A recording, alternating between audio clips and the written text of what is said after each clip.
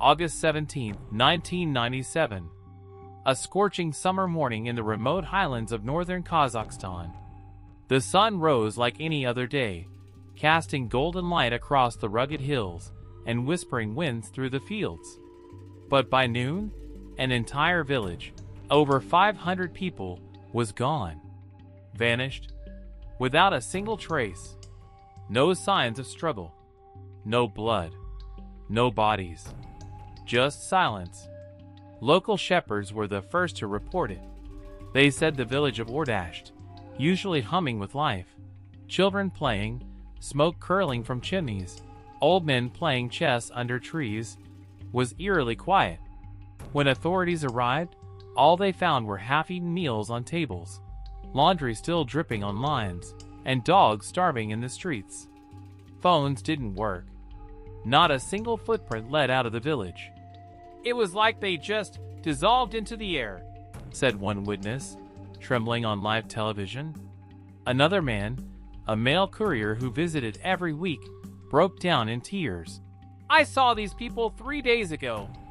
We laughed, drank tea. Now it's like they never existed." No fire. No natural disaster. No evidence of an evacuation. Every house was still locked from the inside. Cellars untouched. Water still running. The investigation? A disaster. Military units swarmed in, shut the area down, and within 48 hours, the name, Ordasht, was scrubbed from all official maps. Journalists were banned.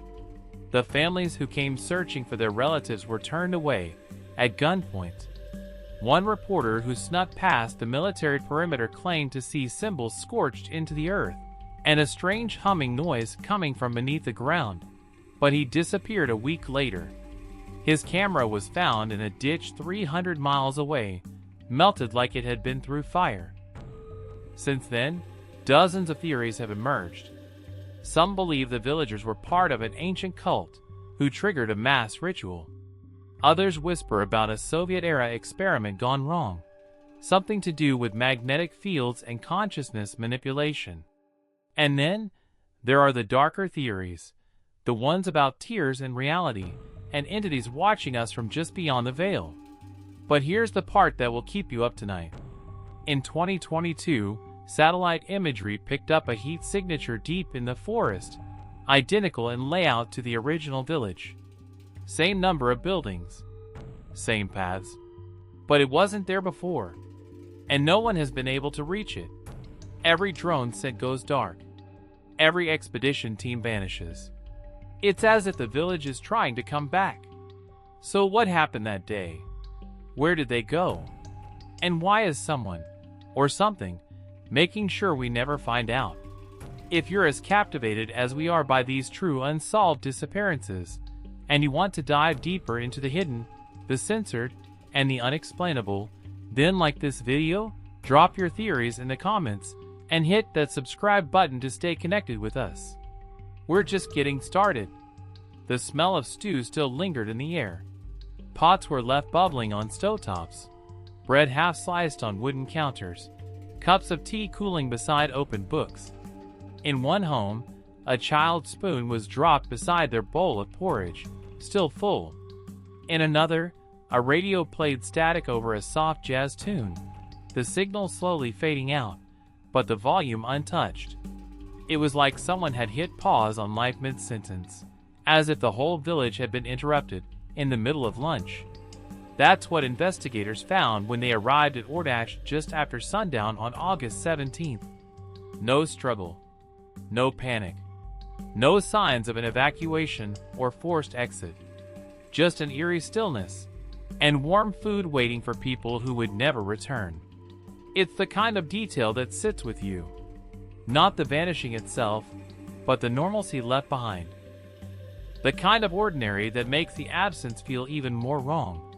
Because who leaves food cooking on the stove if they plan to go somewhere? A retired police officer who entered the village that night said his blood ran cold the second he stepped inside the first house.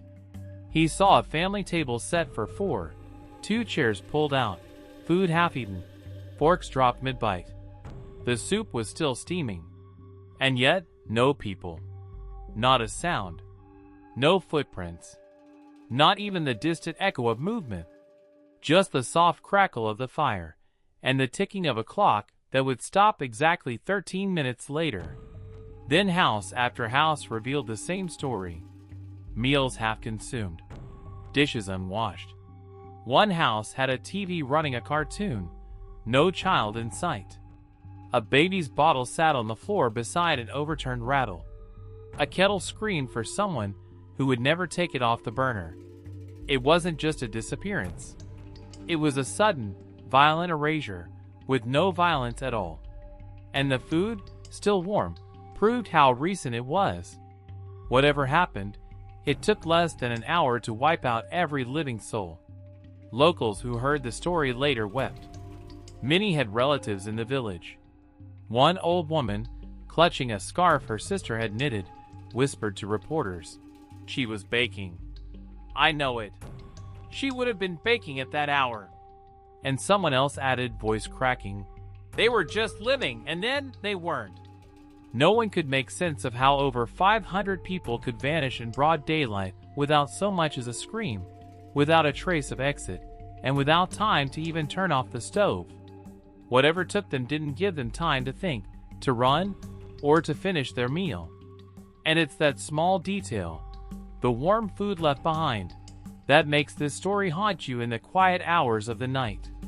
Because that's not just a meal left unfinished. That's a life cut off mid-moment, and a goodbye no one got to say. They were just eating lunch, and then they were gone. The ground was dry, untouched.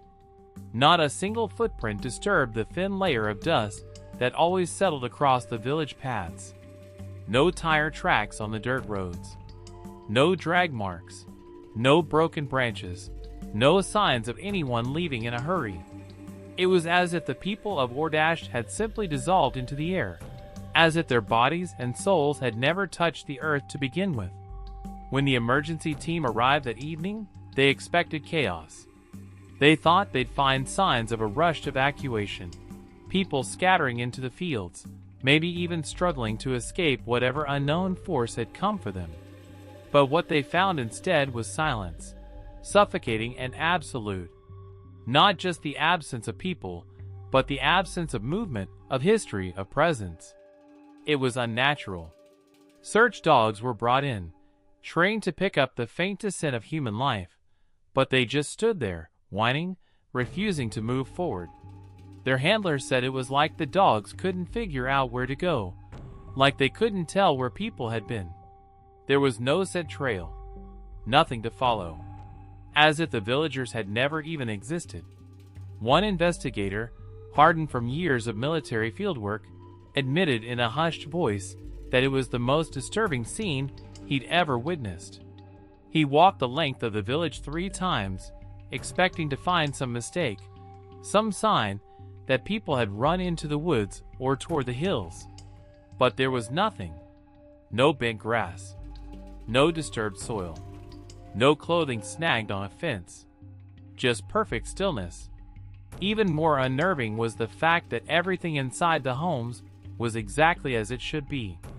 Shoes were lined neatly at doors. Jackets hung on hooks. Beds unmade, as if someone had just stepped out of them. But the land itself told a completely different story. A story of absence, so total that it went beyond reason. Not a single physical clue that anyone had left. Not a thread of fabric. Not a drop of blood. Not even a mistake. The villagers didn't run. They didn't walk. They didn't crawl. They were just gone. Geologists brought in to examine the soil found something even stranger. In multiple spots across the village, the ground showed signs of microfractures, tiny, hairline splits too fine for the naked eye. Not caused by earthquakes or pressure shifts, but something unknown. One scientist described it as if the earth had been briefly stretched, like something had pulled reality taut for just a moment. Like the rules had been suspended. The military shut down the site within 36 hours. The roads were blocked off. Satellite images later showed the same roads blurred out, like someone didn't want people to look too closely. And maybe that's the part that chills you the most. Because it wasn't just that there were no footprints, it's that there should have been. A village full of life doesn't disappear without leaving a trace, unless something made sure it didn't. They didn't leave. There was nowhere to go. The phones rang and rang, but no one answered. Families hundreds of miles away tried calling their loved ones that morning, just like any other day. A mother checking in on her daughter. A brother calling to share news. But all they got in return was silence, or something worse. Some described hearing a low hum, almost mechanical, just before the line disconnected. Others reported hearing muffled static, like someone was breathing, faint and distant, just before the call went dead. Not a busy tone. Not voicemail. Just a chilling, empty silence, as though the line reached no one, not even a machine. The first calls for help came from nearby farmers trying to contact the village mid-morning. They'd noticed something strange. No smoke rising from chimneys.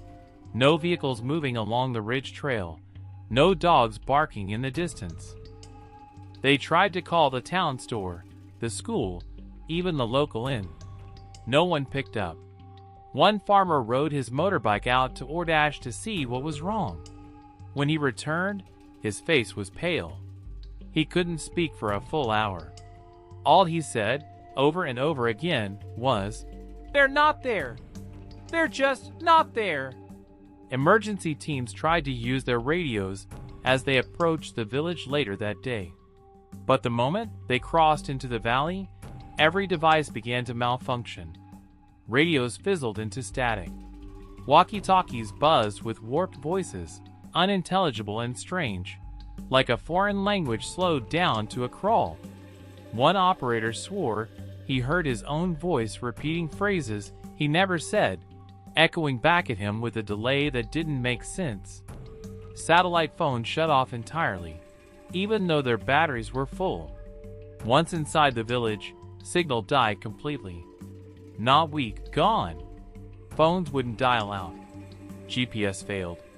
Even analog equipment like compasses spun slowly in circles, refusing to settle. The tech crews were baffled. They tested the frequencies. Everything was operational, but somehow, nothing worked. It was as if something in that place didn't just block communication, it rejected it. Later, when teams reviewed the recordings from body cams and audio gear, something even more disturbing emerged. Most of the recordings were clean. Too clean. No ambient noise. No wind. No bird calls. Just long, dead silence. In a few clips, there were odd bursts of sound, crackling, high-pitched tones, or brief, garbled voices that didn't belong to anyone on the team. One segment had what sounded like a child's laughter, faint and echoing, even though no children had been present for hours. And then there was the buzzing. Everyone who stepped into Ordash felt it. Not loud, just under the surface. A soft, ever-present hum, deep in the chest and the back of the skull, like standing too close to a power station. Some said it made their teeth ache. Others said it whispered to them, low and unintelligible, just below the range of meaning. Whatever was in that village didn't just silence the people. It silenced the connection itself, cut every line, jammed every signal, broke every chain between the lost and the living. And in that silence, something else was listening. By the time the sun set on the second day, the village of Ordash had already begun to disappear, not just physically, but officially. It started subtly. News crews trying to reach the site were stopped miles away by armed soldiers who offered no explanation. Helicopters rerouted. Reporters warned not to ask questions. Then came the orders from higher up, strict, cold, and fast. All mention of Ordash was to be scrubbed from records. Postal databases removed its address. GPS maps began showing a blank patch of land. Search engines started redirecting queries to unrelated towns. And within 48 hours, Ordasht had been erased from the world like it had never existed. A few residents from neighboring towns noticed the change. They'd driven those roads for years. Some had family there. One man showed up with his niece's wedding invitation in hand, insisting the address was real, that he'd been to Ordasht dozens of times. But when he opened his Maps app, the screen flickered, then refreshed with nothing but trees. "It's gone," he whispered, "like the land swallowed it whole."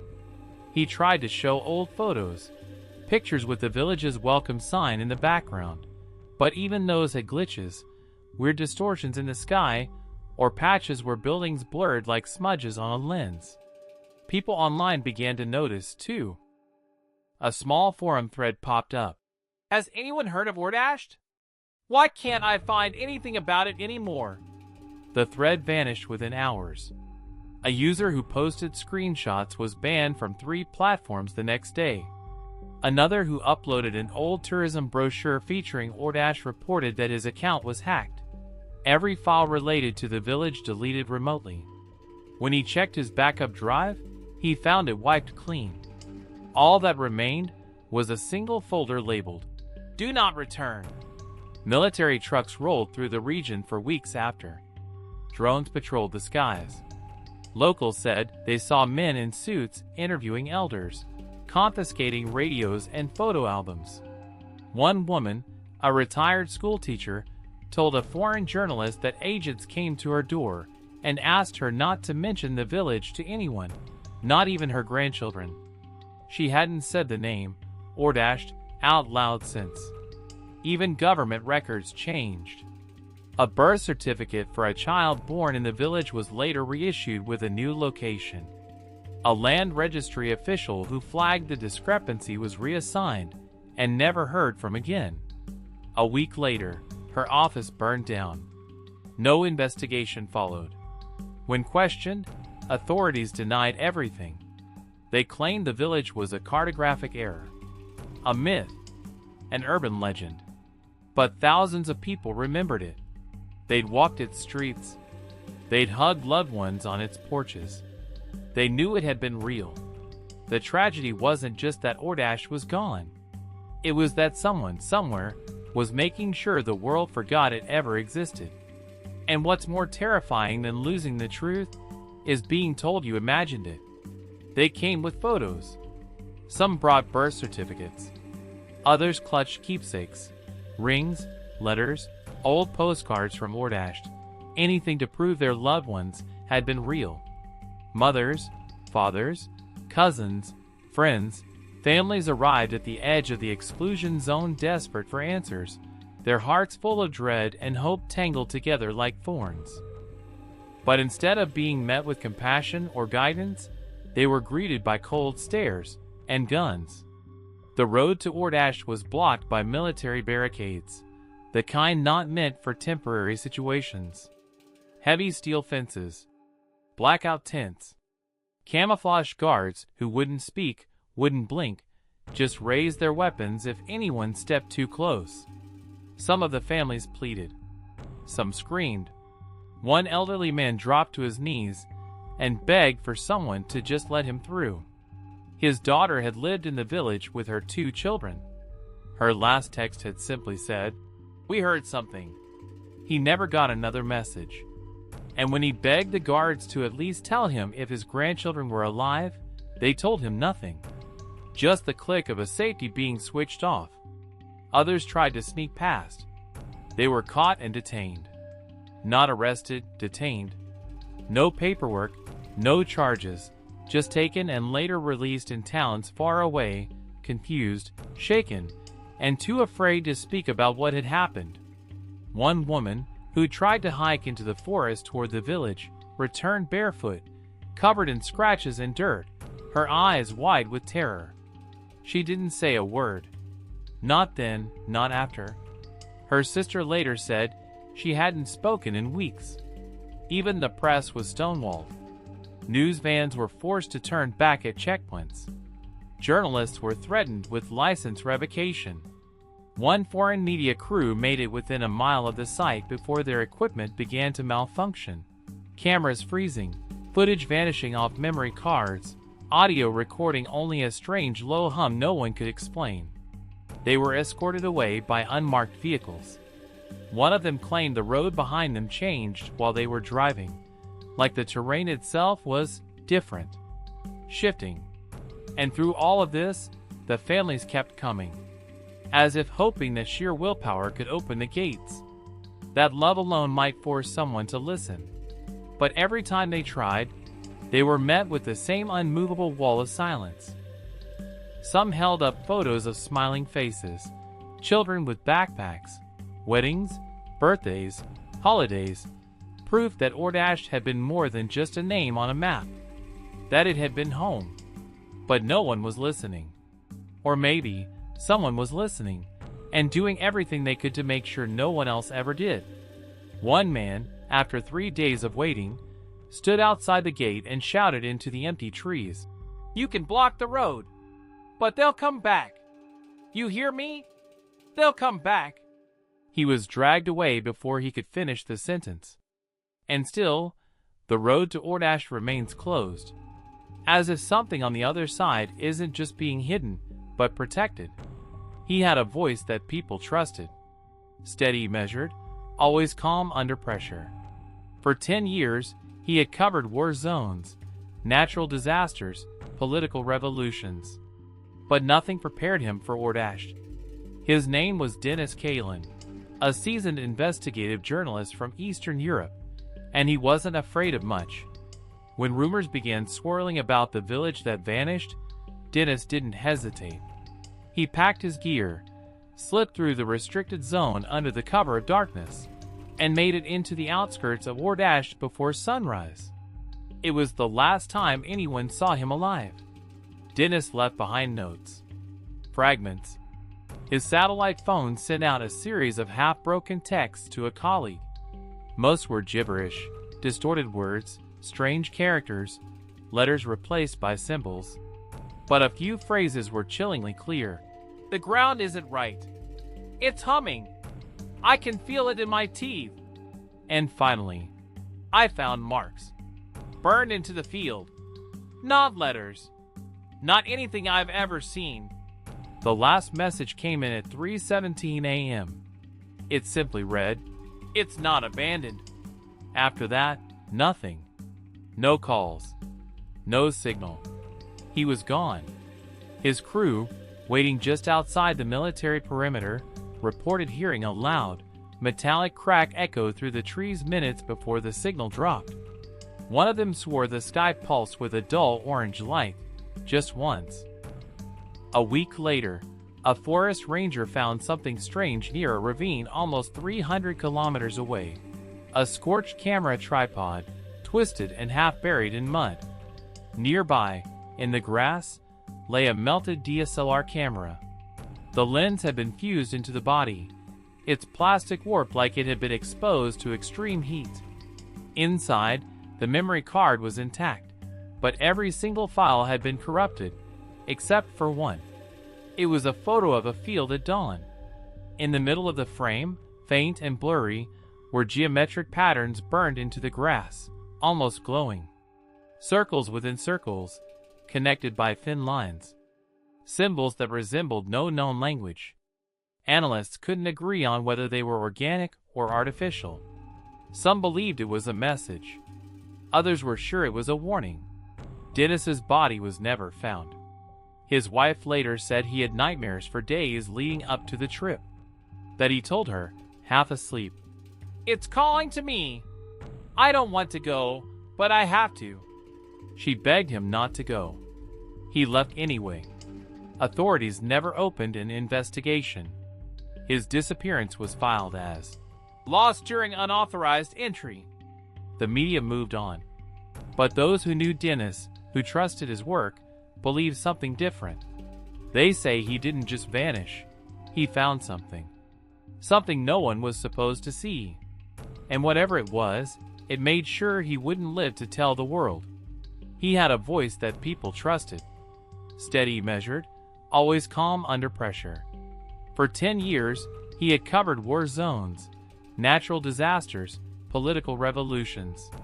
But nothing prepared him for Ordasht. His name was Dennis Kalin, a seasoned investigative journalist from Eastern Europe, and he wasn't afraid of much. When rumors began swirling about the village that vanished, Dennis didn't hesitate. He packed his gear, slipped through the restricted zone under the cover of darkness, and made it into the outskirts of Ordasht before sunrise. It was the last time anyone saw him alive. Dennis left behind notes, fragments. His satellite phone sent out a series of half-broken texts to a colleague. Most were gibberish, distorted words, strange characters, letters replaced by symbols. But a few phrases were chillingly clear. "The ground isn't right. It's humming. I can feel it in my teeth." And finally, "I found marks. Burned into the field. Not letters. Not anything I've ever seen." The last message came in at 3:17 a.m. It simply read, "It's not abandoned." After that, nothing. No calls. No signal. He was gone. His crew, waiting just outside the military perimeter, reported hearing a loud, metallic crack echo through the trees minutes before the signal dropped. One of them swore the sky pulsed with a dull orange light, just once, like a camera flash from the heavens. They never saw Dennis come back down the hill. A week later, a forest ranger found something strange near a ravine almost 300 kilometers away. A scorched camera tripod, twisted and half buried in mud. Nearby, in the grass, lay a melted DSLR camera. The lens had been fused into the body, its plastic warped like it had been exposed to extreme heat. Inside, the memory card was intact, but every single file had been corrupted, except for one. It was a photo of a field at dawn. In the middle of the frame, faint and blurry, were geometric patterns burned into the grass, almost glowing. Circles within circles, connected by thin lines. Symbols that resembled no known language. Analysts couldn't agree on whether they were organic or artificial. Some believed it was a message. Others were sure it was a warning. Dennis's body was never found. His wife later said he had nightmares for days leading up to the trip. That he told her, half asleep, "It's calling to me. I don't want to go, but I have to." She begged him not to go.